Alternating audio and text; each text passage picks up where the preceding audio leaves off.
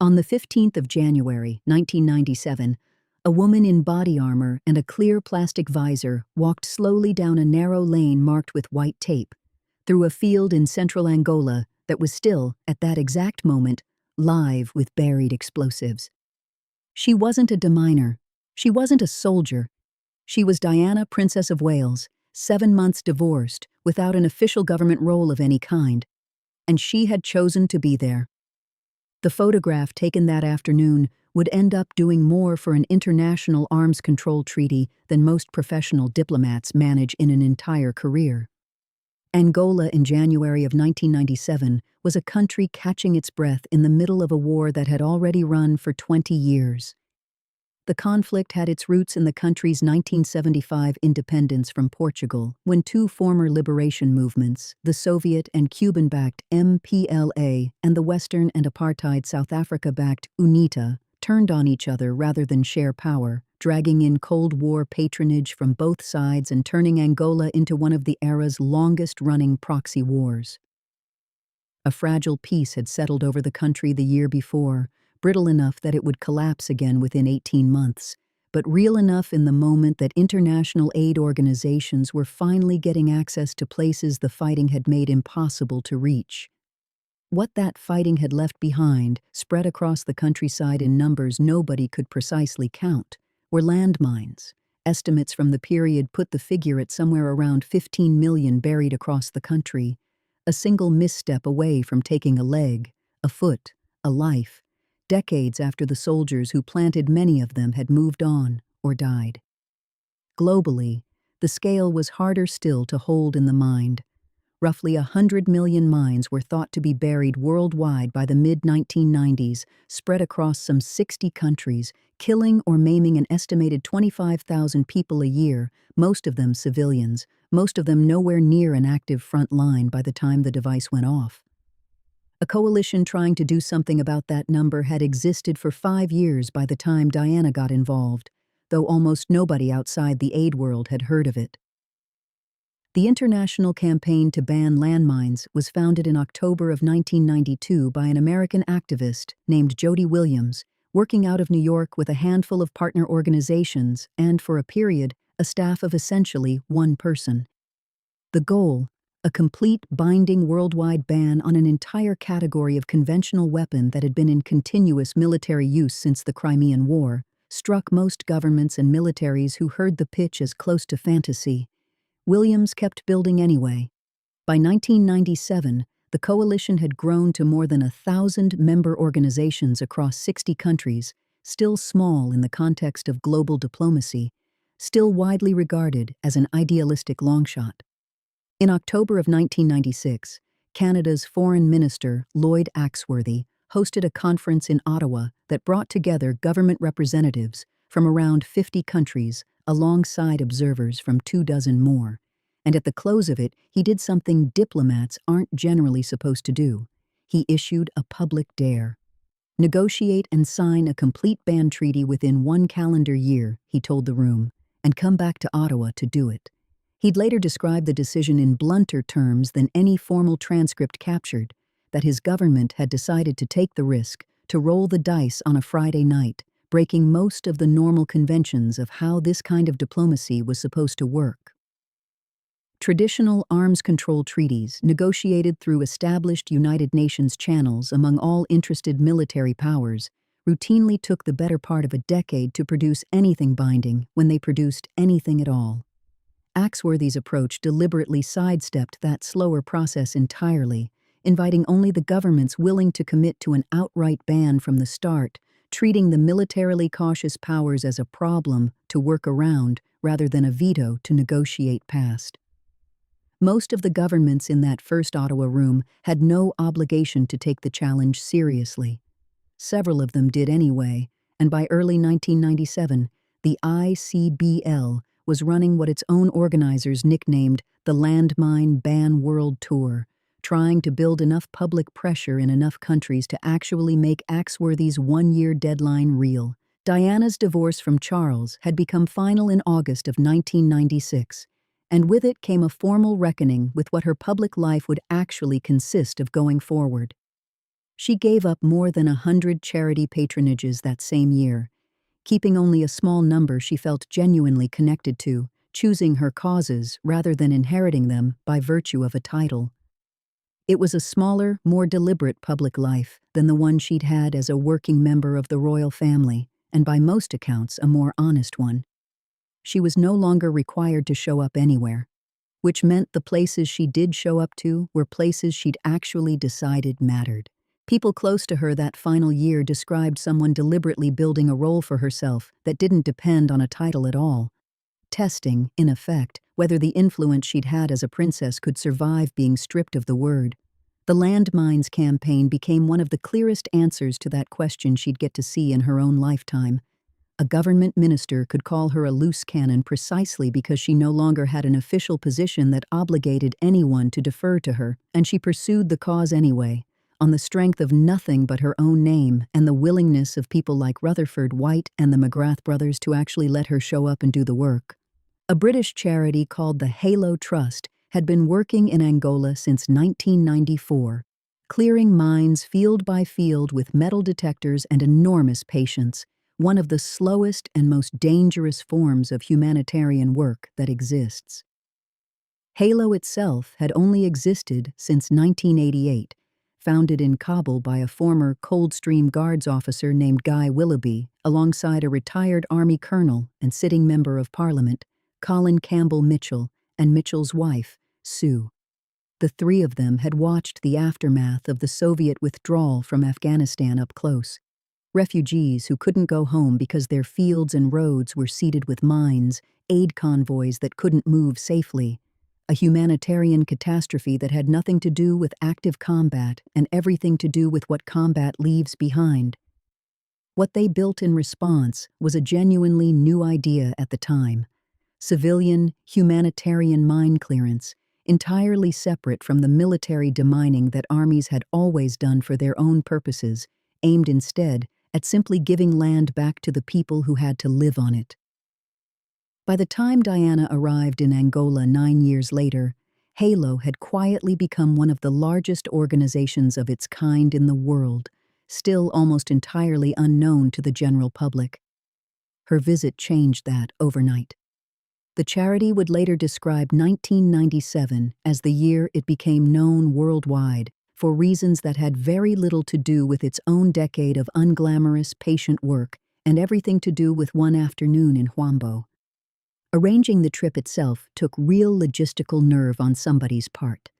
A former Princess of Wales, 7 months out of an official royal role, traveling to an active conflict zone with buried explosives, required security planning well beyond a normal charity visit, insurance considerations, coordination with a country's transitional government still years away from lasting peace, contingency planning nobody involved liked to discuss publicly in much detail. The British Foreign Office was reportedly uneasy about the whole trip before it happened, less because of the landmines specifically than the general unpredictability of traveling into a country still armed to the teeth and only provisionally at peace with itself. Diana had spent years by that point building a relationship with the Red Cross. She'd been a patron of its youth section since 1983, a vice president from 1993, and had formally stepped back from most of her royal-era charity patronages after her divorce the previous year. This trip wasn't one of those patronages. She traveled to Angola as a guest of the Red Cross specifically to draw attention to its international campaign against landmines, on terms she'd chosen for herself rather than terms handed to her by an institution. She wasn't the only cause she picked up that year, either. In the months around the Angola trip, Diana also visited hospices, spent time with homeless shelters, and continued the AIDS-related work she'd been doing since the mid-1980s, when simply shaking an HIV-positive patient's bare hand in front of cameras, at a moment when large parts of the public still believed the virus could spread through casual contact, had been enough to move public opinion on its own. That handshake, at Middlesex Hospital in April of 1987, had worked through the opposite mechanism from the minefield walk a decade later. An act of ordinary physical closeness, no protective equipment at all, deployed precisely because everyone watching understood she was choosing not to protect herself from something people feared touching.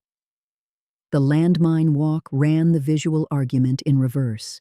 Full protective gear, visible danger, precisely because everyone watching understood she was choosing not to avoid something people feared approaching. Different props, same underlying instinct, that the fastest way to change what the public believed about a frightening thing was to be photographed standing closer to it than anyone expected a person in her position to stand. Landmines were, for her, one deliberately chosen cause among several that final year, not a singular reinvention. What made this one different was the visual. Nothing about a hospice visit produces an image like a woman walking a live minefield in a blast visor, and Jody Williams's own campaign, by early 1997, needed exactly that kind of image more than it needed another quiet celebrity endorsement. Williams would later describe Diana's arrival in the campaign in blunt, practical terms, that her involvement gave the ICBL a level of instant publicity that 5 years of grassroots organizing simply hadn't managed to generate on its own. She arrived in Luanda first, the capital, and visited an orthopedic workshop where children fitted with prosthetic limbs were learning to walk again after losing legs to exactly the kind of buried device Hallotrust was working to clear. Some of the children there had been injured playing, mistaking an old mine or piece of unexploded ordnance for a toy. Small metal objects, half buried in dirt that looked, to a child too young to know better, like something worth picking up. Others had been hurt simply walking a familiar path to a well or a market that had been safe for years before a mine shifted or was uncovered by rain.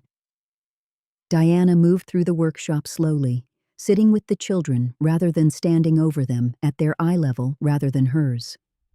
She sat with them. She held their hands. None of that made international headlines the way what happened next did. In Huambo province, Hallotrust had cleared a narrow corridor through an active minefield specifically so visitors could see the clearance work up close without adding themselves to the casualty count. The process itself was almost unbearably slow by design. A deminer working a single square meter of ground at a time, kneeling, sweeping a metal detector in careful overlapping arcs, stopping at every signal to kneel further and probe the earth by hand with a thin metal rod, because a machine reading could mean a mine or could mean a rusted bottle cap, and there was only one safe way to find out which.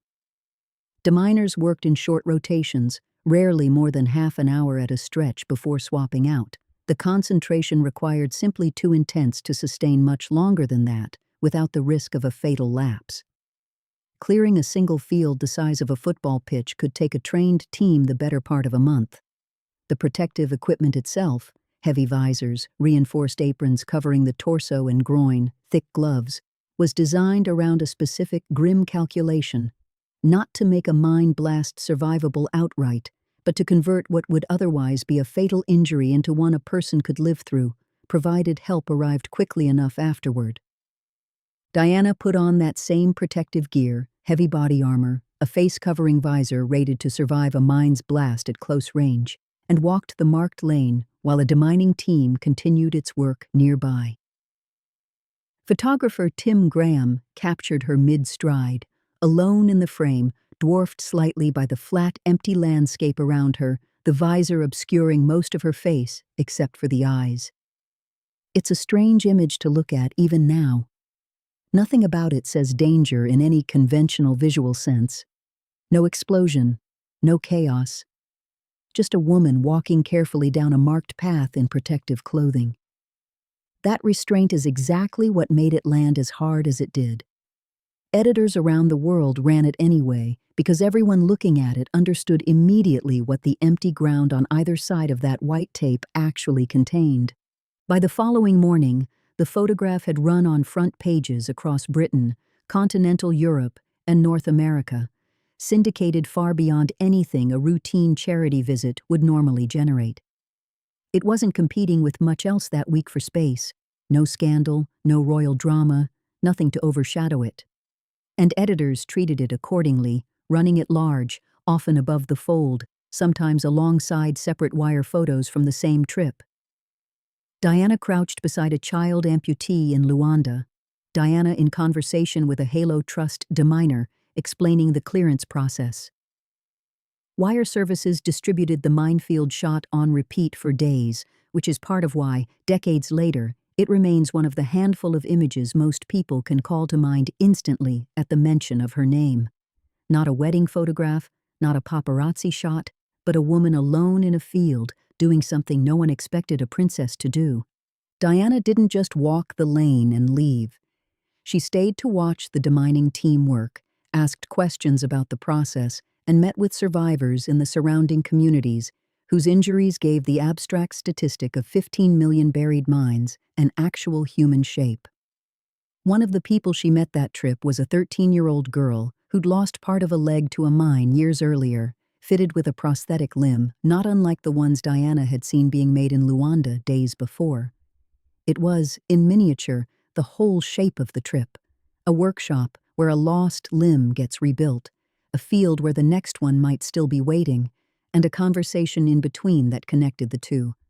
Back in London, the reaction split almost immediately along political lines.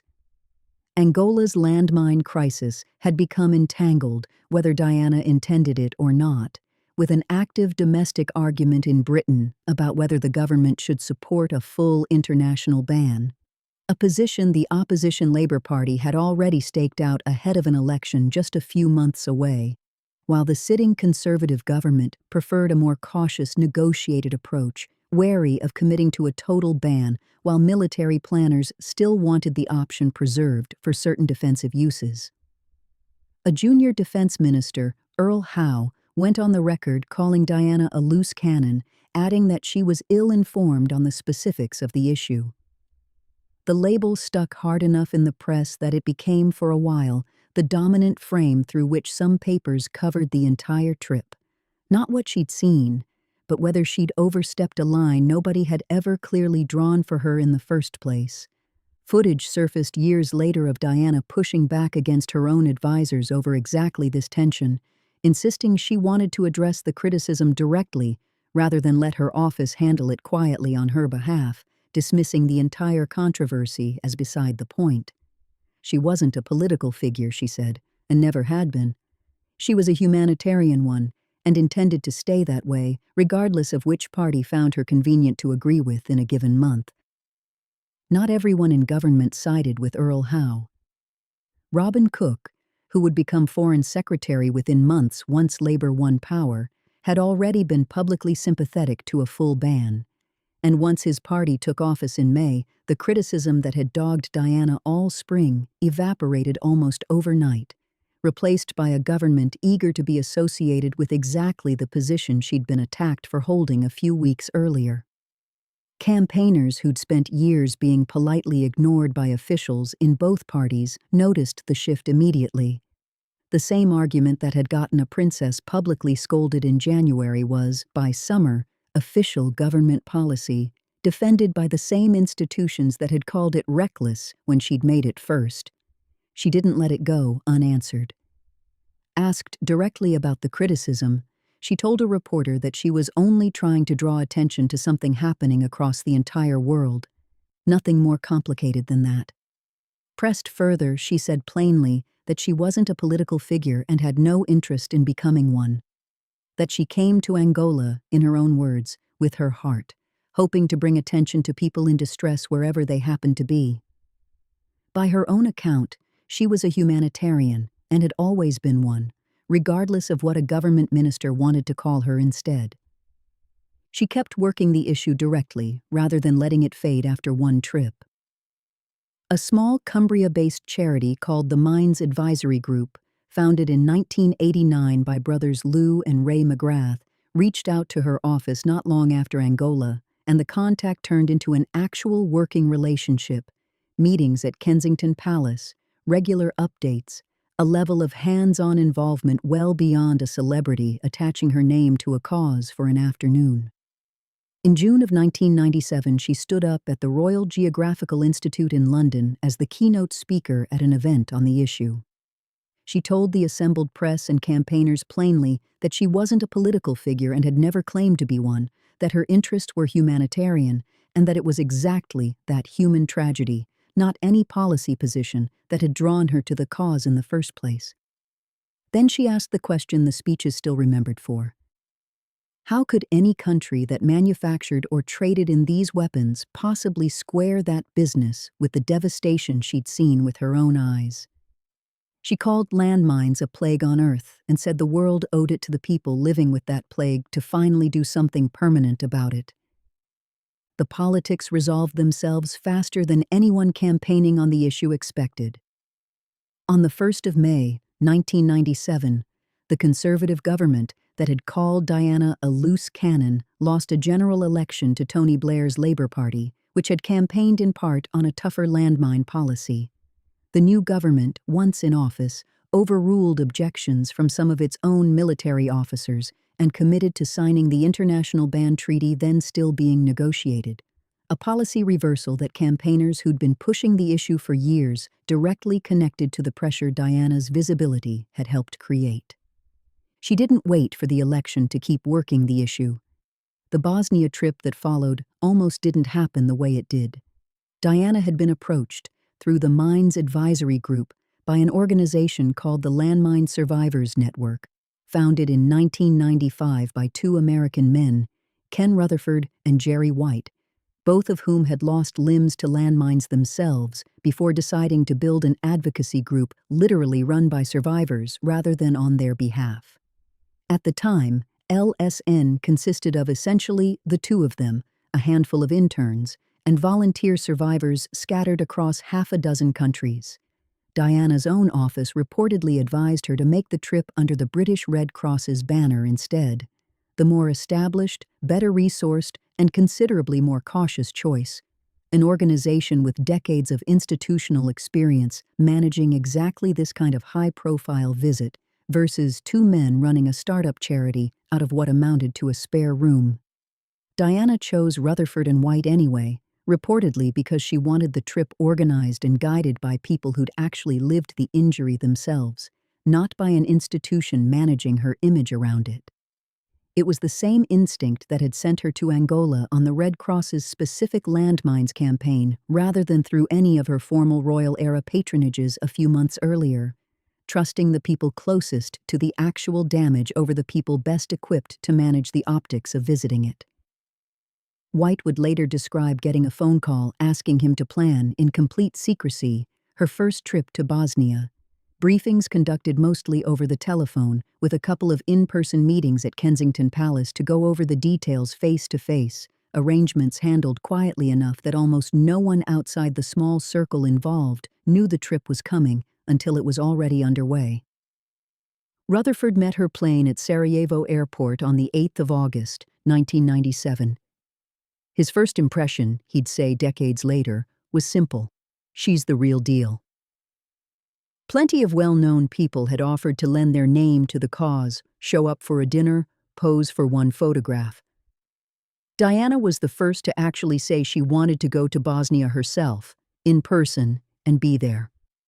What followed was 3 days of house-to-house visits across a country still less than 2 years removed from a war that had killed an estimated 100,000 people and left more than 1 million landmines buried in its roads and fields. In the village of Dobrinja, near Tuzla, Diana and Rutherford made a surprise stop at the home of Mohammed and Swata Suljkanovic. Mohammed had lost both feet to a landmine only weeks before, stepping on it doing ordinary work near his own home. It happened by coincidence neither Diana nor Rutherford had planned for to be his birthday. They'd brought a cake. They sang to him in his own front room. Decades later, his wife would still remember the disbelief of it, a princess on the news every night of their lives, standing in their house with a cake, somehow having found out it was his birthday at all. Diana promised Muhammad financial help toward a new prosthesis. After she died 3 weeks later, the royal family made good on that promise in her place. The Suljkanovics named their next daughter Diana. Near the same town, she sat with a teenage Bosnian Muslim boy and a Serbian Orthodox boy together, both of them injured by mines in a war that had spent years defining people by exactly that religious divide, an unremarked but pointed choice of who to photograph side by side, in a country where that pairing was still a genuinely loaded image. Local organizers hadn't specifically planned the pairing. It happened because both boys lived near enough to the same clearance site to be visited on the same afternoon, and Diana treated the coincidence as worth leaning into rather than avoiding, sitting between them for photographs rather than separately with each. She met a 15-year-old girl, Mirzeta Gablic, who'd lost part of a leg to a mine only months earlier in Sarajevo itself, injured in the ordinary course of an ordinary day in a city still rebuilding itself street by street.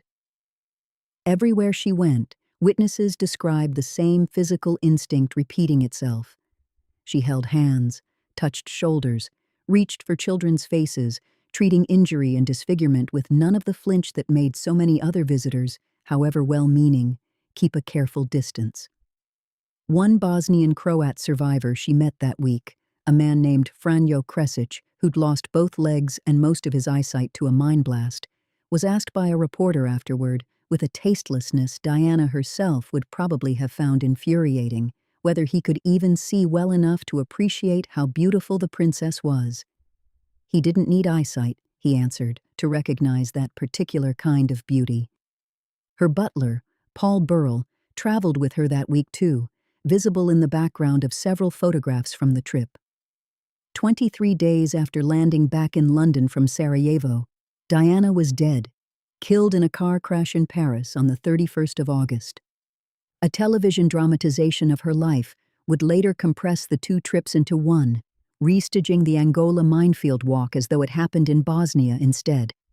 A detail worth correcting plainly, since the two countries, the 2 years, and the two organizations involved were entirely distinct. The walk through the live minefield happened in Huambo, Angola, in January. Bosnia came 7 months later and involved meeting survivors rather than walking a cleared lane herself.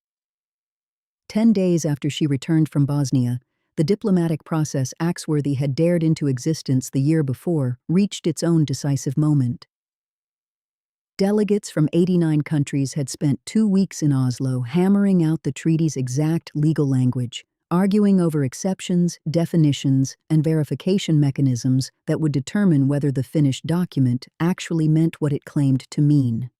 The United States pushed hardest for a carve-out covering the minefields along the Korean demilitarized zone, arguing that removing that specific defensive barrier could destabilize one of the world's last active Cold War flashpoints. Smaller nations in the room, several of them still clearing mines from their own recent wars, refused to accept a treaty with an exception built in for a major power's convenience while asking everyone else to give up the weapon outright. Washington walked out rather than accept the treaty without its carve-out. On the 18th of September, 1997, the remaining countries reached agreement on the final text anyway, choosing a complete ban over American participation. Diana died 13 days later.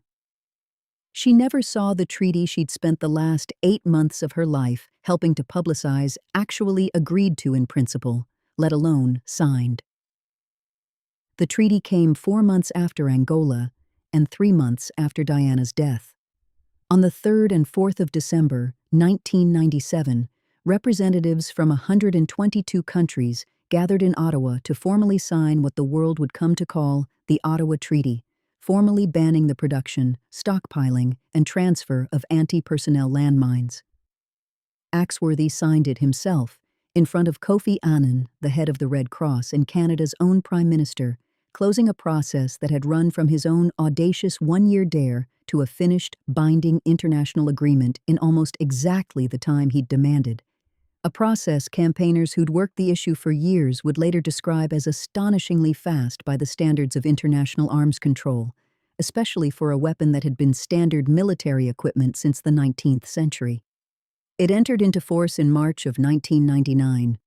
Weeks before that signing ceremony, on the 10th of October, 1997, the Nobel Committee in Oslo announced that year's Peace Prize would go jointly to the international campaign to ban landmines and to Jody Williams personally.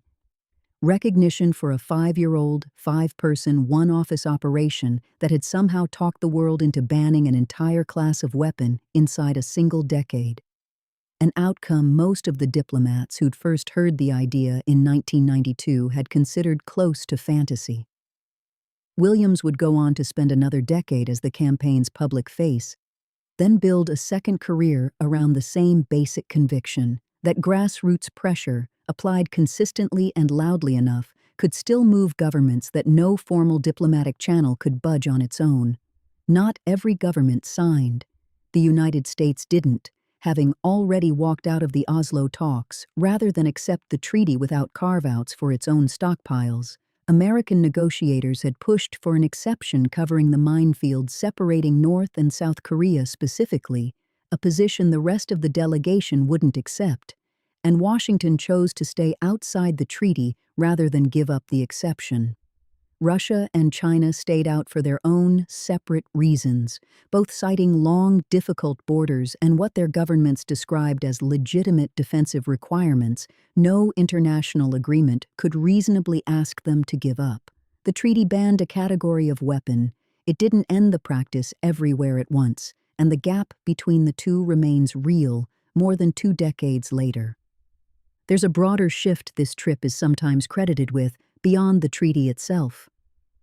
Before 1997, a famous person publicly attaching themselves to a humanitarian cause usually meant a gala appearance, a charity single, a name on a letterhead.